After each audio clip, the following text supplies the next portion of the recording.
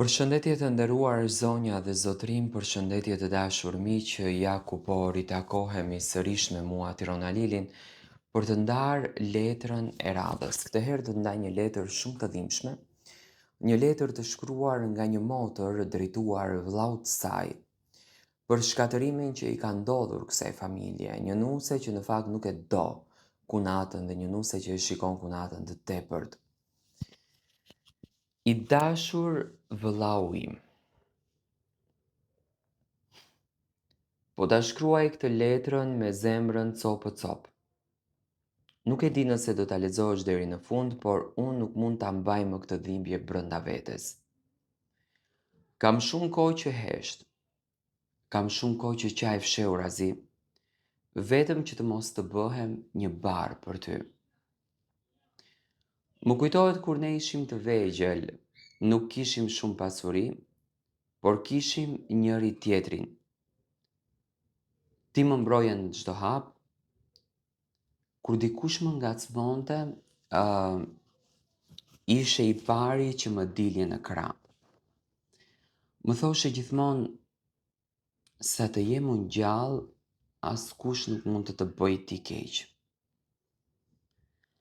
Sot je gjallë, por më duket sikur unë ty të kam humbur. Nuk je larg vetëm me kilometra. Je larg me zemër dhe kjo më dhëm më shumë se çdo largësi. Nuk dua realisht të fajsoj askënd. Nuk dua të them se dikush është i keq e dikush në këtë mes është i mirë. Por e vërteta është se që kur ti u martove, gjithçka në familjen tonë ndryshoi. Nusja jote nuk më pranoi kur si motër. Dhe realisht, nuk po e kuptoj pse. Nuk i bëra kur keq. Nuk i fola me fjalë të rënda. Nuk i hyra në jetën tuaj. Përkundrazi, e respektova dhe e trajtova si motrën që në thelb nuk e pata. Por ajo gjithmonë më shikonte me ftohtësi.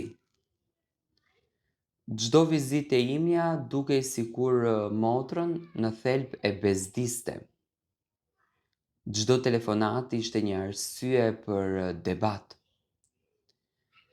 Dhe dal nga dal, fillove të më telefonoje shumë rrallë. Pastaj nuk më telefonoje fare. Kur të merrja unë, gjithmonë kishe nxitim.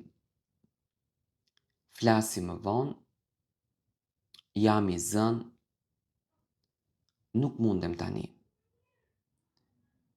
Dhe ajo më vonë të flasim nuk erdhi më kurrë.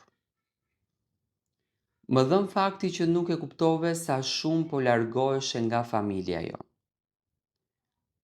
Nëna priste me orë të tëra një telefonat, baba i bënte sikur nuk i interesonte, por çdo mbrëmje pyeste në heshtje nëse ti kishe marrë, nëse ti kishe thirrur. Edhe unë prisja një mesazh, një urim, një si e motër, por heshtja jote ishte përgjigja më e rëndë. Nuk e di se çfarë të kanë thënë për mua, nuk e di se çfarë ke dëgjuar, por një gjë ta them me zemër dhe me dorën në zemër.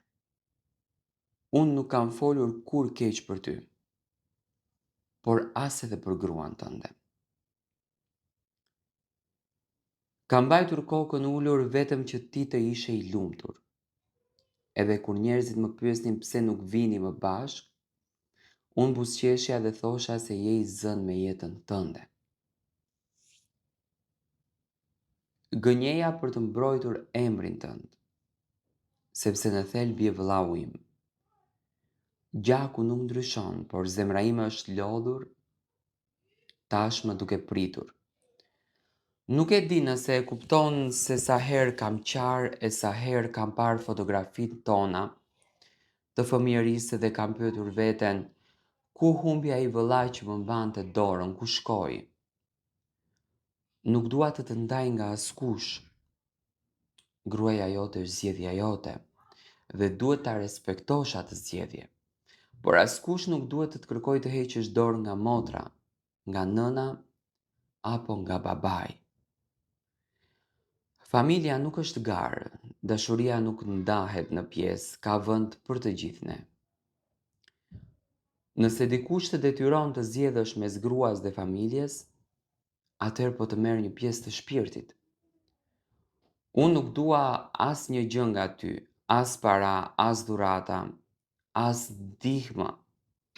Dua vetëm të kem vëllan tim. Dua të të shoh një ditë të trokasësh në derën time dhe të më thuash, motër, më ke munguar. Besom do të përqafoja pa të kërkuar kur llogari. Sepse zemra e motrës fal. Gjithmonë fal. Ndoshta një ditë edhe ti do ta kuptosh se vitet ikin shpejt. Prindërit plaken, fëmijët rriten dhe koha nuk pret askënd. Mos lejo që pendimi të vi kur të jetë vonë. Mos lejo që një ditë të qëndrosh para një fotografie familjare edhe të thuash si kur ta të kisha telefonuar edhe një herë. Jeta është shumë e shkurtër vëlla për krenari. Nëse kam bërë ndonjë gabim pa e kuptuar, të kërkoj falje nga zemra. Por nëse nuk kam bërë asgjë, atëherë të lutem mos më dëno me heshtje. Unë do t'jem gjithmonë motra jote.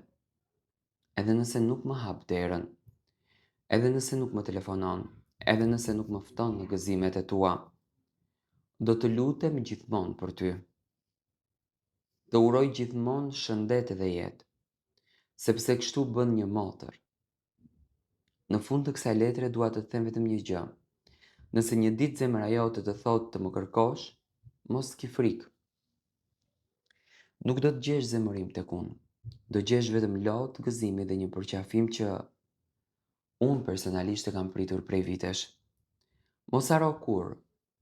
Mund të ndahen rrugët, mund të ndryshojnë njerëzit, por gjaku dhe dashuria e një motre për vëllan nuk shuhen kur. Me mall, me lot edhe shpresë, motra jote. Në fakt, mua më vjen shumë keq që lexoj letra të tilla, sepse janë letra goxha të dhimbshme, shkatrimet familjare nuk i preferoj, i urrej, por uroj me zemër që kjo nuse të bindet dhe të kuptoj që atë vllaun se ka marrë nga jetimorja.